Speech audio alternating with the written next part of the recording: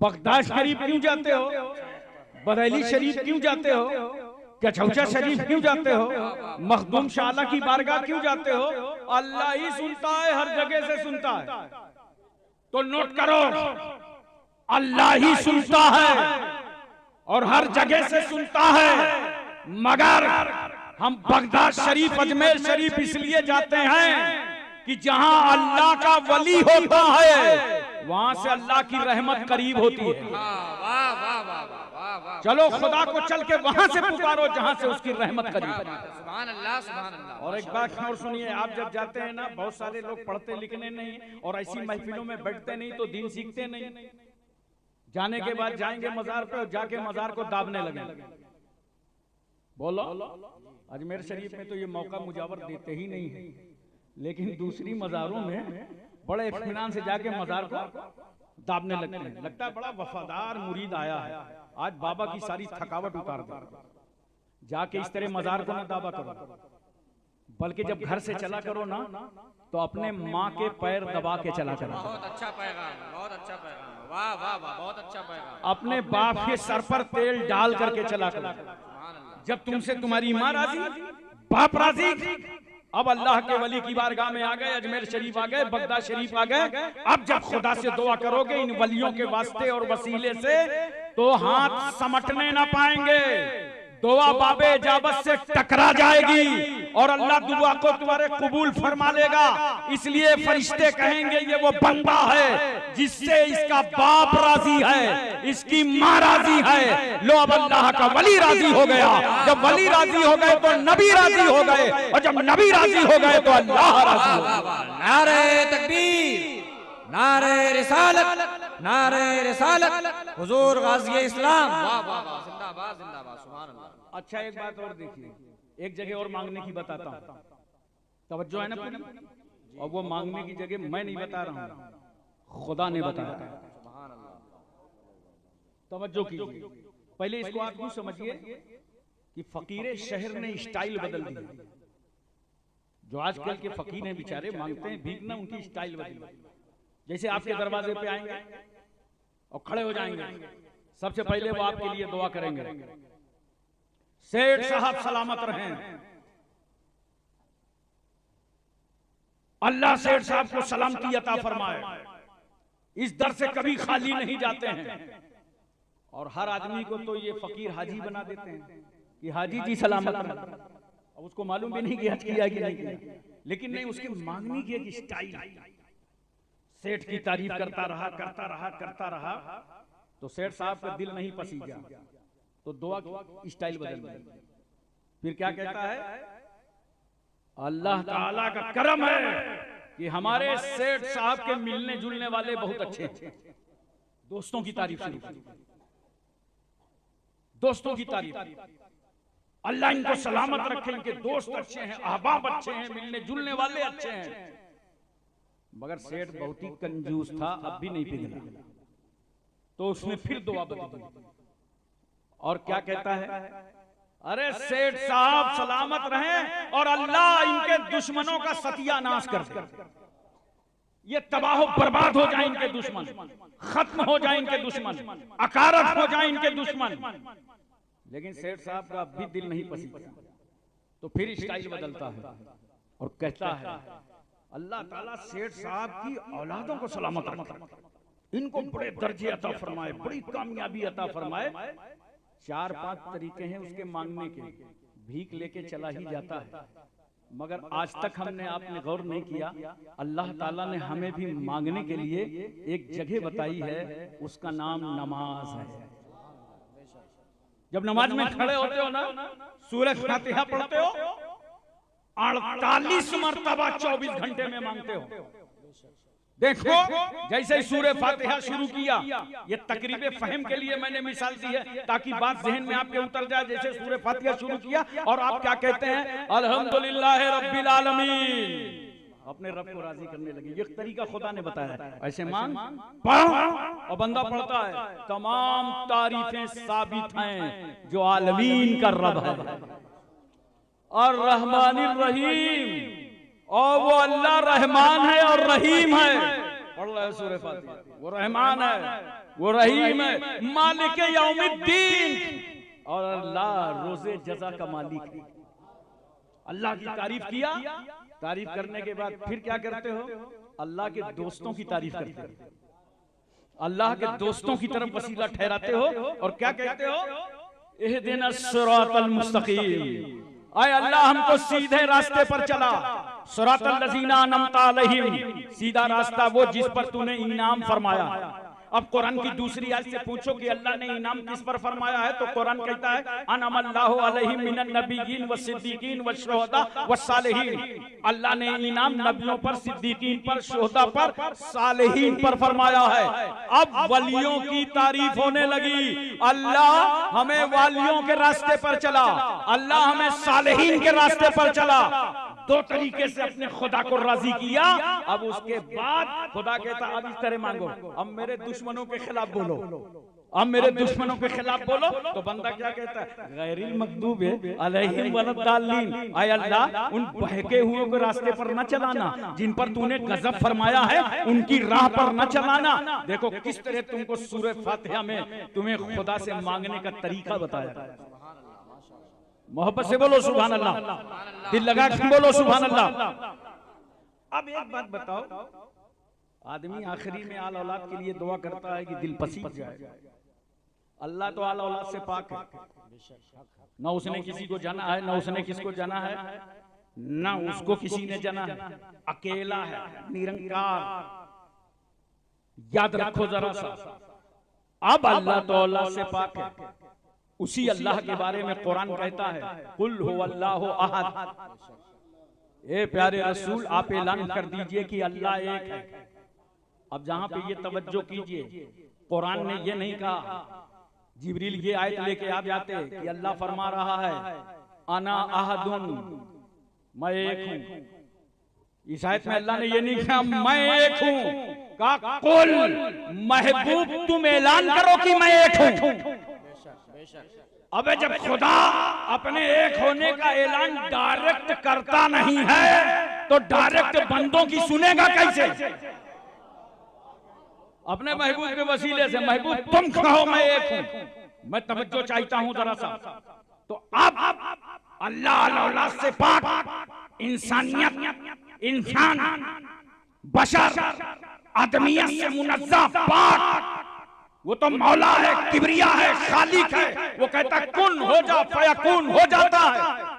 तो अब उसके लिए क्या दुआ करोगे? तो जानते हो नमाज के आखिरी में जब तशहुद पढ़ते हो ना, तो पढ़ो वस्सलामु अलैका या अय्युहन नबी, और आप पर सलाम हो अल्लाह के नबी, आपके दरबार की रौनकें सलामत रहें। अल्लाह के महबूब पर सलामती भेजो। अल्लाह इंशाअल्लाह नमाज खत्म होते होते तुमसे राजी हो जाएगा। मौला तुम्हारी दुआ को सुन लेगा, तुम्हारी दुआ को कबूल फरमा लेगा। अच्छा एक बात बताओ, नमाज में पढ़ते वो सलामु अलैका या अय्युहन नबी और सलाम हो ऐ नबी आप पर, ये तर्जमा है या नबी सलाम अलैहि। इसका क्या तर्जमा है? या नबी सलाम अलैहि। कितने बदअकल हैं वो लोग जो नमाज में पढ़ते हैं वो सलामु अलैका या अय्युहन नबी, और नमाज से बाहर कहते हैं या नबी सलाम अलैहि। पढ़ना नहीं चाहिए। अबे जो चीज नमाज में जायज थी वो बाहर कैसे नाजायज हो गई? बहुत अच्छा, बेशक बेशक। ये तो अल्लाह ने हमें तौफीक दी है कि हम नमाज में भी मुस्तफा पर सलाम भेजते हैं और जलसे में भी मुस्तफा पर सलाम भेजते हैं। वाह वाह वाह, हक है, वाह वाह, बेशक, बहुत अच्छे। अल्लाहु अकबर, या रसूल अल्लाह, जिंदाबाद जिंदाबाद जिंदाबाद जिंदाबाद। अल्लाह इरशाद फरमाता है वलस्र इन्नल इंसाना लफी खुस्र, कसम है जमाने मुस्तफा की। बोलो मोहब्बत से सुनो। चूंकि जमाने वालों को लोग बताने, खुदा बताने जा रहा है, पैगाम दे रहा है जिब्रील के जरिए, तो कसम भी अल्लाह जमाने की खा रहा है, मगर हर जमाने की नहीं, महबूब तुम्हारे जमाने की। वतवासो बिल हक़, और हक की ताकीद की। बोलो मोहब्बत से सुभान अल्लाह, माशाअल्लाह। हक की ताकीद किया, वतवासो बिस्सब्र, और सब्र की वसीयत की। सुभान अल्लाह। अब यहाँ से पता चल गया कि इंसान घाटे में है, मगर वो इंसान कामयाब है जो ईमान लाने के बाद अच्छे अमल करेगा। वो कामयाब है जो ईमान लाने के बाद हक की ताकीद करता रहेगा। वो कामयाब है जो ईमान लाने के बाद हक की वसीयत करता रहेगा। सुभान अल्लाह, सुभान अब यहीं से हमें पैगाम मिला ना कि साहिब ईमान होने के बाद हमें हक बोलना चाहिए, सुभान अल्लाह, माशाअल्लाह, हक की ताकीद करना चाहिए, झूठ से परहेज करना चाहिए और सब्र की वसीयत करना चाहिए। यही तो मसला इमाम हुसैन रज़ियल्लाहु ताला अन्हु के साथ करबला में था। वो यही तो पैगाम दे गए 72 नुफूस कुदसिया की कुर्बानी देकर कि हक बोलो, हक के साथ रहो, चाहे अकेले रह जाओ। बेशक, बहुत अच्छा। इसलिए कि दुनिया साथ छोड़ देगी, हक तुम्हारा साथ ना छोड़ेगा। तुम हक के साथ रहोगे, हक तुम्हारे साथ रहेगा। बेशक हक है। एक बात सुनिए मोहब्बत के साथ, जो गौसे आज़म रज़ियल्लाहु ताला अन्हु का पैगाम, हक पर कायम रहो, ईमान लाओ, अच्छे अमल करो और लोगों को अच्छी वसीयत करो। देखो जरा सा, आज इन आयतों से मुराद ये है कि दुनिया में जो खुराफात हो रहा, जो बुराइयां हो रही हैं, इनसे बाज आ जाओ, इनके तौबा करो। शराब पी जा रही है, बोलो, जुआ खेला जा रहा है, इन बुराइयों से बाज आओ। इसी जुआ और शराब के ताल्लुक से सरकार सल्लल्लाहु अलैहि वसल्लम से जब सवाल हुआ, यसअलूनका अनिल खम्र वल मैसिर, ए रसूल आपसे ये लोग सवाल करते हैं शराब और जुए के बारे में, कुल फीहिमा इस्मुन कबीरुन, ए रसूल आप ऐलान कर दीजिए ये दोनों गुनाहे कबीरा हैं, ये दोनों बड़े गुनाह हैं। अब यहां से समझ में आया ना कि कुरान ने शराब पीने से रोका है, बोलो। तो शराब हराम है, बोलो। जब ये शराब के हराम होने का ऐलान हुआ और लोगों ने अपने घरों से फेंकी शराब, तो याद रखो सहाबा अपने जानवरों को उस घास में नहीं चराते थे जहां शराब के कतरे पड़े, और सूफिया किराम आज भी उस बर्तन में चिराग नहीं जलाते जिसमें शराब है।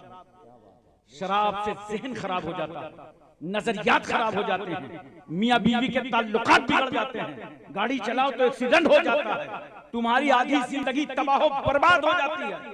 खुद न शराब पियो और न साथियों को, दोस्तों को, महल्ले वालों को पीने दो, उन्हें रोको। मैं तो समझता हूँ मुसलमान तो कुरान पढ़ता है, इसको तो पीना नहीं चाहिए शराब, मगर चलो शराब खाने में, हाथ में बोतल होगी, नाम क्या है, मोहम्मद हुसैन, गिलास होगा हाथ में, नाम क्या है, मोहम्मद हसन। अरे नादान, तूने हसन नाम रखा और शराब के ठेके पे आ गया, तूने हुसैन नाम रखा और शराब की बोतल तेरे हाथ में आ गई। क्या फातिमा का बेटा हसन तुझे याद नहीं है जिसने जहर पीकर दीन बचाया था? क्या अली का लाल हुसैन तुझे याद नहीं है जिसने सर कटा करके दीन बचाया था? और जानते हो ये शराब पीने वाले पी करके आपको कभी बीच रोड में नहीं मिलेंगे, खसक खसक के किनारे। वो जानते हैं अगर उधर से अंकल जी आ रहे होंगे तो काम तमाम हो जाएगा, बिल्कुल किनारे, नाली के किनारे, और आकर के मुंह खोल दे। अब बताओ ऐसे मौके से अगर मोहल्ले का कुत्ता वहां से गुजरा तो नगर पालिका का कितना शुक्रिया अदा करेगा कि ऐसे तो मैन होल्ड ढूंढना पड़ता था, यहाँ खुला खुलाया है। और चंद कतरों से अगर आपका स्वागत करके चला गया तो आप क्या बिगाड़ देंगे? अरे नादान, तूने ऐसी क्यों पी ली जिसको पीकर तुझे नाली पे लेटना पड़ा? अरे पीना ही था तो वो शराबे मोहब्बत पीता जिसको पीकर नाली में नजर ना आता, ख्वाजा गरीब नवाज की गली में नजर आता। वाह वाह वाह वाह वाह वाह, क्या बात है, सुभान अल्लाह, अल्लाहु अकबर, या रसूल अल्लाह, जिंदाबाद जिंदाबाद जिंदाबाद जिंदाबाद। एक बात बताओ, सड़क देखा है ना? कितनी आसान बात पूछ रहा हूँ, जल्दी जल्दी बताओ। सड़क जिस पर चले ट्रक बिल्कुल बेधड़क, ड्राइवर चलते चलते जहां ड्राइवर ने देखा कि सामने है ठेका, फौरन गाड़ी रोका, कंडक्टर था लेटा, उसकी पीठ ठोका, बोला उठ बेटा, आ गया ठेका। अब कंडक्टर नीचे उतरा, एक लाल रुमाल लेकर के यूं आंख मलते हुए सामने आया, शराब खरीदा, गिलास में उंडेला, ड्राइवर के पास पहुंचा, बोला गुरु हो जाओ शुरू। ड्राइवर ने कहा, भाग। मोटर मालिक जाग उठा है। जब गाड़ी रोका था मोटर मालिक सो रहा था, पैसे दिए थे मोटर मालिक सो रहा था, इसके सामने शराब न पीना, वरना 15 लाख की गाड़ी हाथ में कौन देगा? दोनों का हिसाब किताब हो जाएगा। मैं आपसे एक बात पूछना चाहता हूँ, एक मामूली से ड्राइवर जिसको 15,000 महीने में मिलना था, उसको मोटर के मालिक से कितना खौफ है कि मोटर मालिक देख रहा था तो उसने शराब छोड़ दी, शराब को ठोकर मार दी। इसी तरह याद रखो हिंदुस्तानियों, जिस तरह मुसलमान अपने बच्चों में परेशान है शराब के चक्कर में, गैर मुस्लिम भी परेशान है। ये जवान बच्चे 11-11, 12-12 बजे रात सड़कों में घूम के आते हैं, गाड़ियों में टेक करके शराब पीते हैं। मैं तुम्हें बताना चाहता हूँ और समझाना चाहता हूँ, चाहे जितना छुप कर शराब पियो, माँ बाप से हटकर, बीवी से बचकर, खानदान से छुपकर, कमरे में जाकर, कमरे को लॉक करके, बंद करके, खिड़कियां बंद करके, दरवाजे मुकम्मल करके, जब तुम उस अंधेरे कमरे में शराब के कतरे मुंह पे रखते हो तो याद रखना, उस अंधेरे घर में माँ बाप नहीं देखते, मगर वहां भी तेरा परवरदिगार देखता है। तौबा करो इन गुनाहों से। बड़ी अच्छी बात मुझे याद आ गई, हजरत उमर रज़ियल्लाहु ताला अन्हु का जमाना है, अमीरुल मोमिनीन है फारूक आजम, और जानते हो जब फारूक आजम अमीरुल मोमिनीन थे, आज तो हमारे यहाँ सदर जमहूरिया हो, वजीर आजम हो, अगर किसी इलाके में दौरा लग जाए तो पूरे इलाके की खटिया खड़ी हो जाए, इतना पैसा खर्च होगा, बोलो इतना खर्चा हो जाए। हजरत उमर अमीरुल मोमिनीन थे ना, जब उन्हें जरूरत पड़ती थी तो गद्दा बिस्तर नहीं ढूंढते थे, हाथ का तकिया लगा के लेट